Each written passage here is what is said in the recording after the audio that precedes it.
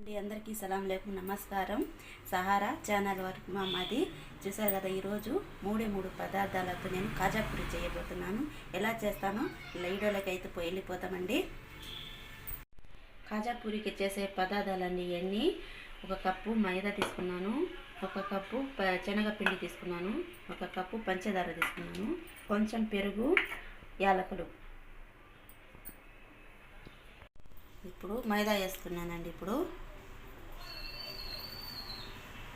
ఇప్పుడు శనగపిండి వేస్తున్నాను. ఇప్పుడు పెరుగు వేసుకున్నాను. కొంచెం సాల్ట్ యాడ్ చేస్తున్నానండి, ఎందుకంటే అంత టేస్టీగా ఉండే సాల్ట్ కూడా అవసరం ఉంటుంది. కొంచెమే వేస్తున్నాను నేను. ఇప్పుడు కొంచెం ఆయిల్ వేస్తున్నాను.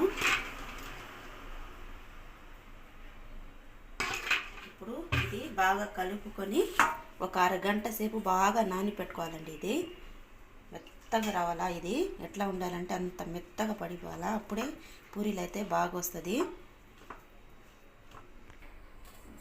చూసారు కదండి ఎంత మెత్తగా వచ్చిందో. ఇట్లా మెత్తగా రావాలి. ఇప్పుడు ఇది అరగంట సేపు ఇంకా నానబెడితే ఇంకా స్మూత్గా వస్తుంది. అప్పుడు తీసి మేము పూరీలు చేసుకోవచ్చు. అరగంట నానబెట్టేస్తాం. అరగంట అయిపోయిందండి.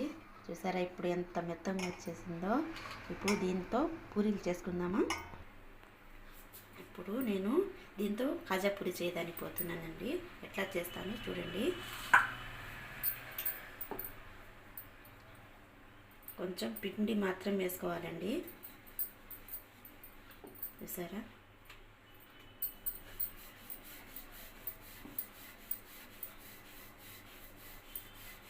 ఇట్లా పల్సంగా రావాలండి. ఇది లావుగా ఉండకూడదు.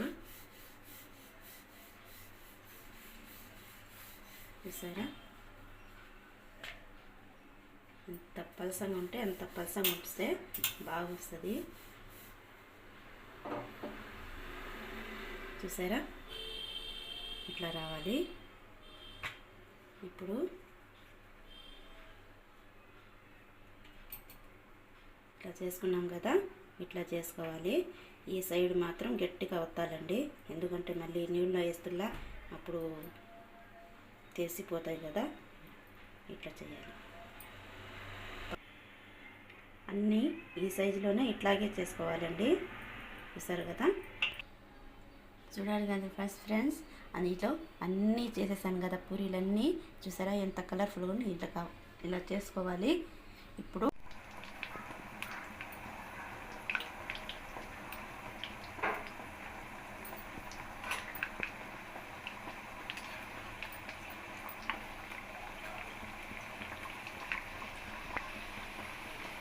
చూసారు కదండి, మరీ ఎర్రగా కాయకూడదు, ఎందుకంటే బాగుండదు. ఇప్పుడు నేను వేసి కాలుస్తున్నాను కదండి, ఆ టైప్లోనే రావాలి. సూపర్గా ఉంటుంది కాజా పూరీలు.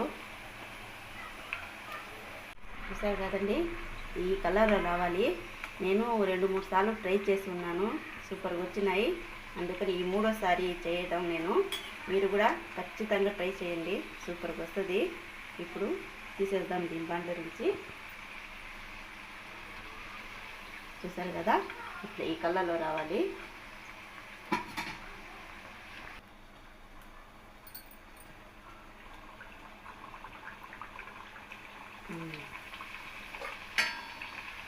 అన్నీ ఫ్రై చేయాలండి. ఇప్పుడు చూసారు కదా ఈ మొద్దిగా రావాలి. ఇది మా పిల్లకాయలు కూడా చాలా ఇష్టంగా తింటారు కాజా పూరీలు అంటే.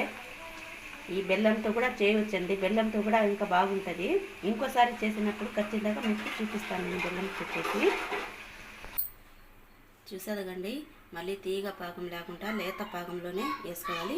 చూసారు కదా ఈ మంత్ రావాలి. ఇది ఎక్కువగా ఎర్ర పడకూడదు, దిగకూడదు. ఎట్టుంది చూసారు కదా, ఇట్లా ఈ కలర్లోనే రావాలి. ఇప్పుడు నేను షీరాలు వేస్తున్నాను. అరగంట నేపు నానబెట్టాలి ఇది. అప్పుడే మాకు పాకం అంతా బాగా తగిలి బాగా వస్తుంది, మెత్త పడిపోతాయి. చూసారు కదా